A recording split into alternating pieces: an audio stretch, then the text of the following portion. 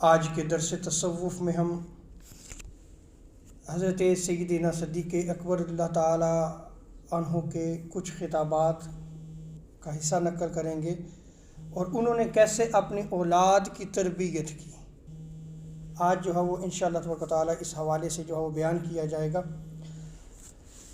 ایک مرتبہ حضرت سیدنا صدیق اکبر اللہ تعالی عنہ نے خطبہ دیتے ہوئے اللہ تبارک و تعالی کی حمد و ثنا کے بعد ارشاد فرمایا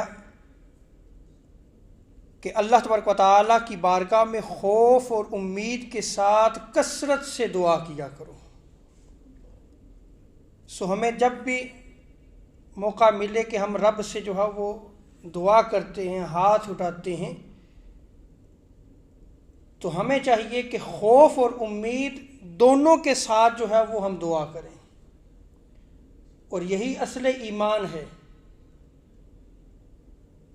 صرف امید کا بندہ نہیں بننا چاہیے، اللہ کا خوف بھی رہنا چاہیے، اس لیے کہ وہ عمل جو ہم اللہ تبارک و تعالیٰ کی بارگاہ میں پیش کر رہے ہیں قبول تو اس رب نے کرنا ہے۔ امید ہونی چاہیے کہ وہ رب ان اعمال کو قبول فرمائے، اور خوف یہ ہونا چاہیے کہ کہیں ایسا نہ ہو کہ رب تعالیٰ جو ہے وہ ان اعمال کو قبول ہی نہ فرمائے۔ یہ دونوں چیزوں کا دامن جو ہے وہ تھام کے رکھنا ہی اصل ایمان ہے۔ سیدنا صدیق اکبر اللہ تعالیٰ نے فرماتے ہیں اس لیے کہ حضرت زکریا علیہ السلام اور ان کے گھر والوں کی تعریف اللہ رب العزت یوں فرماتا ہے، انہم کانوا یسارعون فی الخیرات، کہ وہ نیک اور اچھے کاموں میں جلدی کرتے تھے، وَيَدْعُونَنَا رَغَبًا وَرَهَبًا، اور ہمیں امید اور خوف کے ساتھ جو ہے وہ پکارتے تھے۔ اللہ اکبر۔ تو دیکھیں حضرت زکریا علیہ السلام کا جب ذکر کیا قرآن میں اللہ تبارک و تعالیٰ نے کہ وہ اور ان کے گھر والے اچھے کاموں میں جلدی کرتے ہیں، لیکن اس کے باوجود جب وہ دعا کرتے ہیں، جب رب کو پکارتے ہیں تو خوف اور امید کے ساتھ۔ ایسا نہیں ہے کہ نیک عمل کر کے آپ جو ہے وہ مطمئن ہو جائیں، بلکہ ان دونوں کا دامن تھام کے رکھیں۔ وَقَانُوا لَنَا خَاشِعِينَ، اور ہمارے حضور گڑ گڑاتے ہیں۔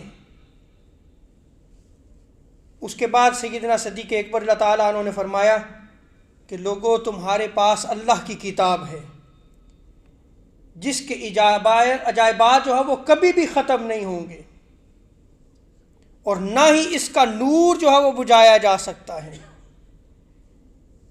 اس قرآن مجید کی آیات کی تصدیق کرو، اس سے نصیحت حاصل کرو۔ تو تصدیق اور نصیحت کب حاصل ہوگی؟ جب اس قرآن کو پڑھ کے سمجھا جائے گا۔ یہ قرآن ہماری رہنمائی کے لیے آیا ہے۔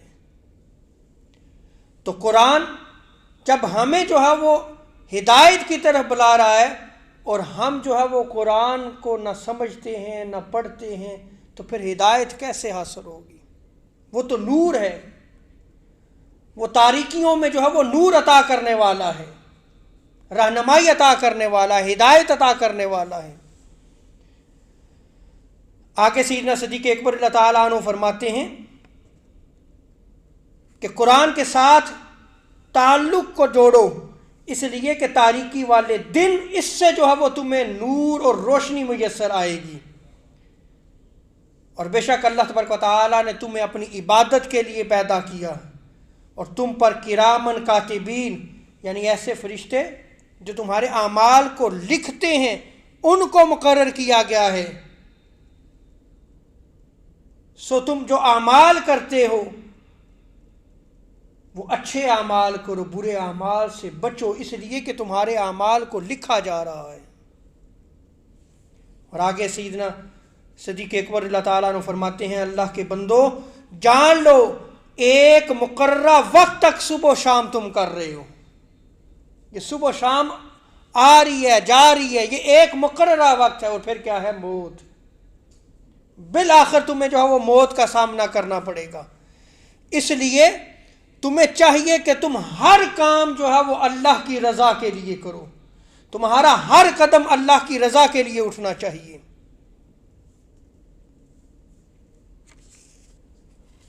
یہ تو سیدنا صدیق اکبر رضی اللہ تعالی عنہ کا ایک خطبے کا حصہ ہے.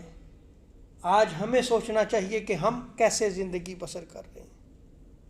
کیا ہمارے اندر جو ہے وہ آخرت کا خوف موجود ہے؟ کیا ہماری زندگیوں میں یہ چیز موجود ہے کہ ہم آخرت کی تیاری کریں، آخرت کی طرف بڑھیں، قبر کی تیاری کریں؟ وہ آنے والے دن بڑے سخت ہیں.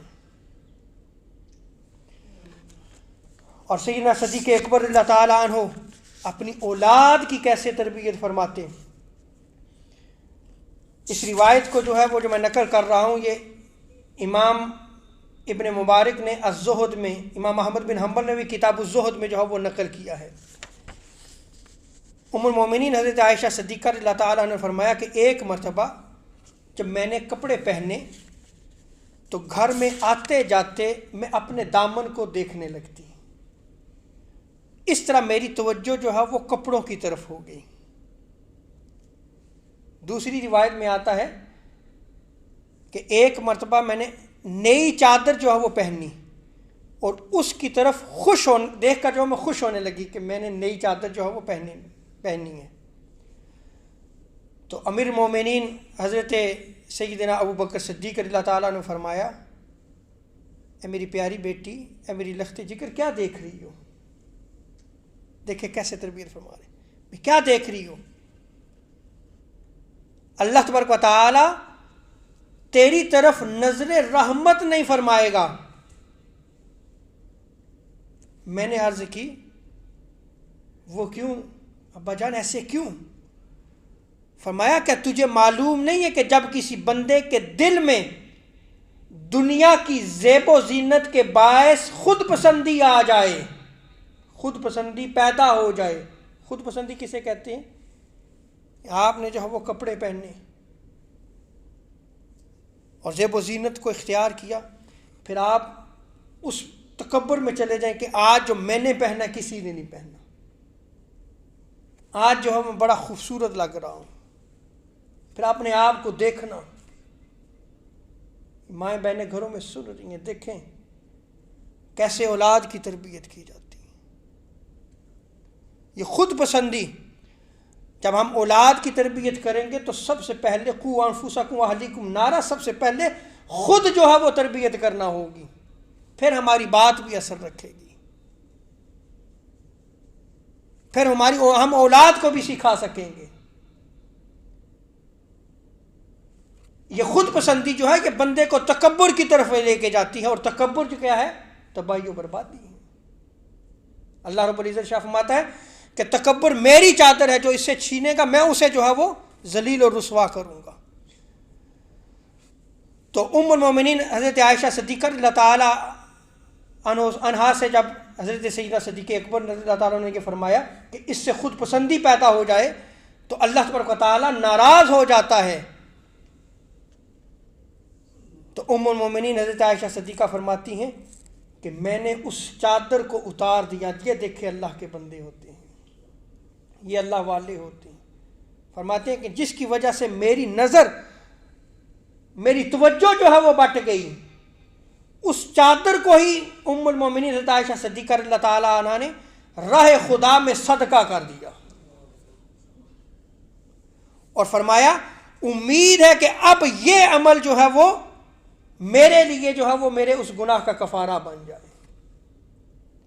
سیدنا صدیق اکبر رضی اللہ تعالیٰ عنہ نے جب یہ دیکھا کہ میری بیٹی نے یہ صدقہ کر دیا ہے تو آپ رضی اللہ تعالیٰ عنہ خوش ہوئے اور فرمایا امید ہے کہ اب یہ عمل تیرے لیے جو ہے وہ کفارہ بن جائے. یہ ہوتا ہے اولاد کی تربیت، کہ اولاد اپنے والدین کا کہا بھی سنتی اور مانتی ہے.